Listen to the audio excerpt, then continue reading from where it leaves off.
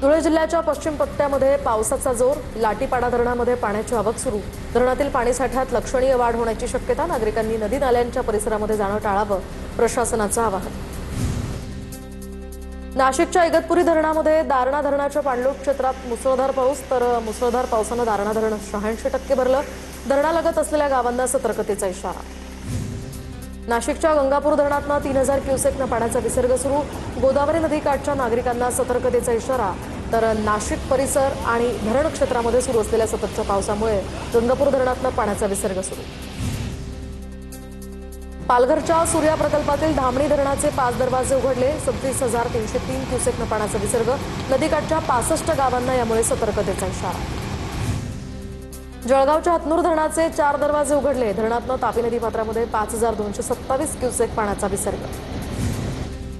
नाशिकच्या मालेगावमधील चणकापूर धरणातनं गिरणा नदी पात्रामध्ये पाण्याचा विसर्ग, तर 27,000 क्युसेकपेक्षा जास्त पाण्याचा विसर्ग केल्यामुळे गिरणा पूल पाण्याखाली। नाशिकच्या निफाडमधील नांदूर मधमेश्वर धरणातनं 25,925 क्युसेक पाण्याचा विसर्ग। गोदावरी नदी पात्रातनं जायकवाडीच्या दिशेनं पाण्याचा विसर्ग सुरू। दरम्यान चांदोरी, सायखेडा, शिंगवे, करंजगाव या गावामध्ये पूरस्थिती टाळण्यासाठी उपाययोजना। मावळ आणि पिंपरी चिंचवडसाठी महत्त्वाच्या असणाऱ्या पवना धरणातनं आता पाणीसाठा त्या ठिकाणी 92.27% पोहोचलाय। गेल्या 24 तासात 6.52% पाण्यासाठ्यात वाढ। अहिल्यानगर जिल्ह्यामध्ये भंडारदरा धरणाच्या पाणलोट क्षेत्रामध्ये 24 तासात विक्रमी पाऊस। मुसळधार पावसामुळे धरणातील पाणीसाठा 85% पोहोचला। नाशिकच्या पिंपरी शिवारातील आदिवासी कुटुंबियांच्या घरांमध्ये पाणी शिरलं। आपत्ती व्यवस्थापन पथकाकडून कुटुंबियांचं भर पावसात रेस्क्यू। गोंदिया जिल्ह्यातील देवरी, सडक, अर्जुनी आणि अर्जुनी मोरगाव या 3 तालुक्यांमध्ये अतिवृष्टीची नोंद। धरण क्षेत्रामध्ये सुद्धा पावसाचा जोर कायम असल्यामुळे पुजारी टोला धरण तुडुंब। भिवंडी शहरातील कामवारी नदीच्या पाणी पातळीमध्ये वाढ, तर भिवंडी महानगरपालिकेच्या वतीनं कामवारी नदी किनाऱ्यावरील नागरिकांना सतर्कतेचा इशारा। नदीपात्रामध्ये जाण्यासही मज्जाव। पालघर जिल्ह्यातील तानसा नदीला पूर, आजूबाजूच्या गावांना सतर्कतेचा इशारा। नदीचं पात्र तुडुंब भरून वाहत असून आजूबाजूचा संपूर्ण परिसर पाण्याखाली। पालघरच्या तानसा नदीच्या पुरामध्ये कार अडकली। दरम्यान जीव धोक्यात घालून नागरिकांचा पुराच्या पाण्यातनं प्रवास। नाशिकमध्ये पडत असलेल्या मुसळधार पावसामुळे गोदावरी नदीच्या पाणी पातळीत वाढ। पावसामुळे गोदा काठावरील मंदिरं पाण्याखाली। दुतोंड्या मारुतीच्या गळ्यापर्यंत पाणी आलंय। चंद्रपूरच्या नगभीडमधील घोडाझरी या उपकालव्याला या ठिकाणी भगदाड पडल्या। दरम्यान कालवा फुटल्यामुळे पाणी शेतात शिरलं। शेतकऱ्यांचे यामुळे अतोनात नुकसान। बुलढाण्याच्या उत्तरादा ग्रामपंचायतीच्या हलगर्जीपणामुळे शाळकरी मुलांचे हाल। रस्ता अर्धवट सोडल्यामुळे शाळेकडे जाणाऱ्या मुख्य रस्त्याची दयनीय अवस्था। पाण्यातनं वाट काढत विद्यार्थ्यांचा प्रवास। नाशिकच्या रामकुंड परिसरामध्ये रेस्क्यू, तर गांधी तलावावर अडकलेल्या पर्यटकाला बाहेर काढण्याचा प्रयत्न सुरू। याआधी एका नेपाळच्या पर्यटकाला बाहेर काढलं। नाशिकमध्ये मुसळधार पाऊस, गोदावरीला पूर।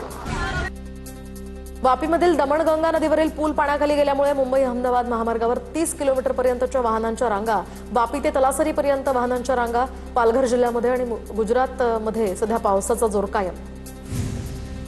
ट्रॅकवर पाणी असल्यामुळे पश्चिम रेल्वेवर लांब पल्ल्यांच्या 10 गाड्या रद्द। घोलवड उंबरगाव दरम्यान रेल्वे ट्रॅकजवळ मोठ्या प्रमाणात पाणी, तर गुजरात आणि मुंबई दरम्यान लांब पल्ल्यांच्या गाड्यांवर हा परिणाम। काही दिवसांच्या विश्रांतीनंतर पुण्याच्या बोरमध्ये पुन्हा पावसाचा जोर वाढला, तर पावसाच्या हजेरीमुळे भात लावणीच्या कामांनाही वेग। धुळ्याच्या साक्री तालुक्यामध्ये बुरशी नाका या ठिकाणी एका थेंबानं लाखोंची पिकं उद्ध्वस्त। बुरशी नाळकाच्या फवारणीनंतर कलिंगड, केळी, कापूस या पिकांचं नुकसान, तर 4 शेतकऱ्यांचे 35 लाखांचं यामध्ये नुकसान झालंय। मुसळधार पावसामुळे तलासरीमधील संजान उंबरगाव रोड कालपासून बंद। पालघर जिल्ह्यामध्ये सुरू असलेल्या मुसळधार पावसानं जनजीवन विस्कळीत। मुसळधार पावसामुळे नदी नाले तुडुंब, अनेक रस्तेही पाण्याखाली। पालघरमध्ये मुसळधार पावसानं जनजीवन विस्कळीत। मागील 16 तासांपासून शेकडो गावांचा वीज पुरवठा खंडित। परिसरामध्ये अजूनही पावसाचा जोर कायम। नाशिकच्या निफाड या ठिकाणी शासकीय कांद्यांच्या देशांतर्गत विक्रीला शेतकरी संघटनांचा विरोध। नाफेड एनसीसीएफनं खरेदी केलेला कांदा देशांतर्गत बाजारामध्ये आल्यास कांद्याचे दर कोसळण्याची ही भीती। विद्यार्थ्यांवरील लाठीचार्जच्या निषेधार्थ कराडमध्ये सर्वपक्षीय आणि सामाजिक संघटनांचा निषेध मोर्चा। नागरिकांचा मोर्चामध्ये मोठा सहभाग। साताऱ्याच्या लोणंदमध्ये विद्यार्थ्यांवरील लाठीचार्जच्या निषेधार्थ मोर्चा। शास्त्री चौक, गांधी चौक आणि लक्ष्मी रोडवरून मोर्चा निघाला होता। या मोर्चामध्ये नागरिकांचा मोठा सहभाग। वंचित बहुजन आघाडीच्या महाराष्ट्र बंदला धाराशिव जिल्ह्यामध्ये संमिश्र प्रतिसाद, तर कळंब आणि उमरगा तालुक्यामध्ये कडकडीत बंद पाळण्यात आला। अनेक ठिकाणी आंदोलनं, घोषणाबाजी आणि चक्काजाम। विद्यार्थ्यांवरील लाठीचार्जच्या निषेधार्थ कल्याणच्या टिटवाळा, मोहनेत या ठिकाणी वंचितकडून बंदची हाक। वंचित बहुजन आघाडीच्या कार्यकर्त्यांची सरकारविरोधात घोषणाबाजी, लाठीचार्ज करणाऱ्या पोलिसांवर कठोर कारवाई करण्याचीही वंचितची मागणी।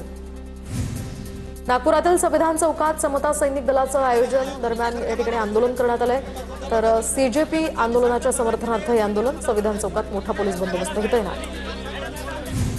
दिल्लीतील विद्यार्थ्यांवर केलेल्या लाठीचार्जच्या निषेधार्थ जळगावच्या मुक्ताईनगरमध्ये वंचितची स्वाक्षरी मोहीम। वंचित बहुजन आघाडीनं स्वाक्षरी मोहीम राबवली आहे। विद्यार्थ्यांसह नागरिकांनी स्वाक्षरी मोहीम राबवत निषेध नोंदवला आहे। बुलढाण्यामध्ये वंचित आणि ठाकरेंची शिवसेना तसंच काँग्रेस कार्यकर्ते आक्रमक। जंतर मंतरवरील लाठीचार्ज विरोधात जळगाव जामोद या ठिकाणी रास्ता रोको आंदोलन।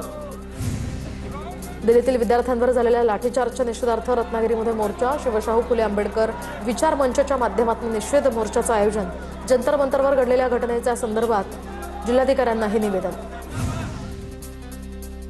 अकोल्यामध्ये वंचित बहुजन आघाडीचे राष्ट्रीय अध्यक्ष प्रकाश आंबेडकर यांनी महाराष्ट्र बंदची हाक दिली आहे, तर दिल्लीमध्ये जंतर मंतर परिसरामध्ये विद्यार्थ्यांवर झालेल्या लाठीचार्जच्या निषेधार्थ आणि विद्यार्थ्यांच्या समर्थनार्थ हा बंद पुकारण्यात आला।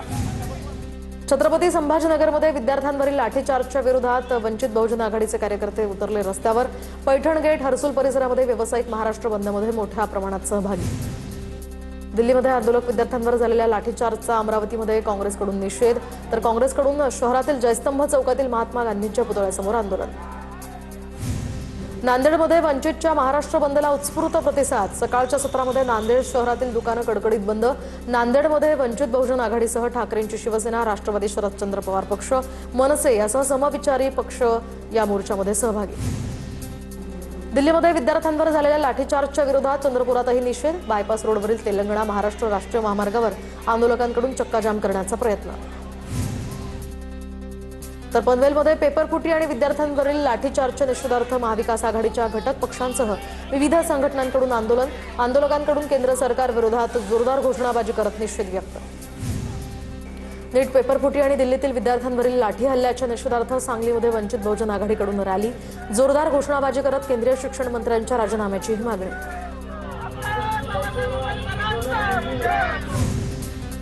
वंचितच्या महाराष्ट्र बंदच्या आवाहनाला सोलापुरात प्रतिसाद। सीजेपीच्या आंदोलनाच्या समर्थनार्थ करमाळ्याच्या बाजारपेठेत कडकडीत बंद। जळगावच्या भुसावळमध्ये भाजपचं राहुल गांधींविरोधात आंदोलन। विद्यार्थ्यांचा वापर करून देशातील वातावरण बिघडवण्याचा राहुल गांधींचा प्रयत्न, भाजपचा आरोप, तर राहुल गांधींचा प्रतिकात्मक पुतळा जाळून निषेध। दिल्लीतील विद्यार्थ्यांवरील लाठीचार्जचा चंद्रपुरात निषेध। चंद्रपूर तेलंगणा राष्ट्रीय महामार्गावर चक्काजामचा प्रयत्न। आंदोलनामध्ये विद्यार्थी, पालक आणि नागरिक मोठ्या संख्येने सहभागी झाले। नाशिकच्या लासलगावमध्ये नीट पेपरफुटी आणि जंतर मंतरवरील लाठीचार्ज विरोधात मोर्चा। एसटी आगार ते डॉक्टर बाबासाहेब आंबेडकर पुतळ्यापर्यंत निषेध मोर्चाचं आयोजन। लासलगाव पोलिसांना मागण्यांचं निवेदनही सादर। दिल्लीत केंद्राविरोधात सुरू असलेल्या आंदोलनाविरोधात सरकारला समर्थन देण्यासाठी सिंधुदुर्गमध्ये भाजपचं आंदोलन। कुडाळ या ठिकाणी भाजपकडनं मानवी साखळी करून भारताच्या अखंडतेच्या घोषणा देण्यात आल्या। आषाढी एकादशी अवघ्या एका दिवसावर आली असताना विठ्ठल रुक्मिणी मंदिरामध्ये दर्शनासाठी 13 तास लागत असल्याचं समोर। लाखो भाविक पंढरीत दाखल। देवाच्या दर्शनाची रांग सर्व शेड पार करत गोपाळपूर नजीक आता पोहोचली आहे। पंढरपूरच्या पिराची कुरोली या ठिकाणी संत तुकाराम महाराजांच्या पालखीच्या दर्शनासाठी भाविकांची गर्दी। गावातील मुक्काम आटोपल्यानंतर पालखी पुढे मार्गस्थ। पंढरपूरच्या वाखरीमधील रिंगण तळावर तरुण वारकऱ्यांनी मर्दानी खेळांचा आनंद लुटला। दरम्यान थकवा दूर करण्यासाठी तरुण वारकऱ्यांनी या ठिकाणी वेगवेगळे खेळ खेळले।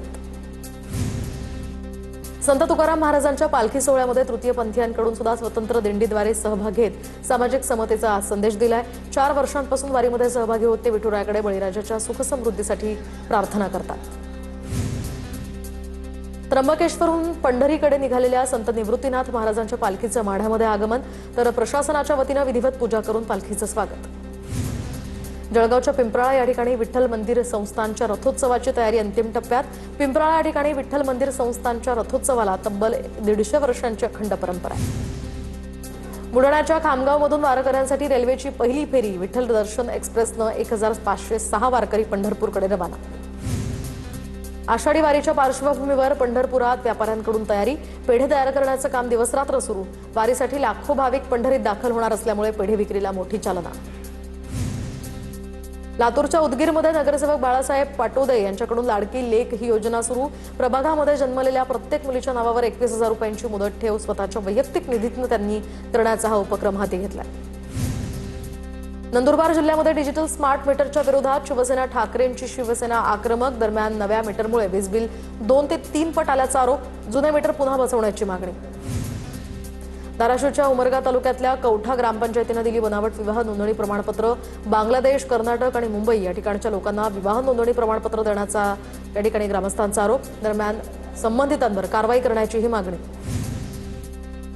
महानगरपालिकेच्या प्रशासकीय इमारतीमधील शौचालयात दारूच्या बाटल्या आणि गुटख्यांचे पाकिट आढळलेत। मनसेकडून चौकशीची मागणी। मुंबई गोवा महामार्गावरील जगबुडी नदीमध्ये कंटेनर कोसळला। कंटेनरमध्ये अडकलेल्या चालकाचा मृतदेह एनडीआरएफच्या जवानांनी बाहेर काढला। कंटेनर नदीतनं 100 ते 150 मीटर वाहून गेला होता। 3 वर्षांनंतर बेपत्ता मुलगा कुटुंबाला सुखरूप सापडलाय। दरम्यान मुंबई पोलिसांच्या सतर्कतेमुळे आणि संवेदनशीलतेमुळे 3 वर्षांच्या शोध मोहिमेला यश। 2023 पासून बेपत्ता असलेला 8 वर्षांचा मुलगा हा 3 वर्षांनंतर पिंपरीमध्ये नाल्यांवरील अनधिकृत बांधकामांवर पालिकेचा बुलडोजर। मोरेवस्ती, गणेशनगर परिसरातील अनधिकृत बांधकामांवर कारवाई। नाले, ओढे आणि जलवाहिन्यांवरील अतिक्रमणाविरोधात ही मोहीम हाती।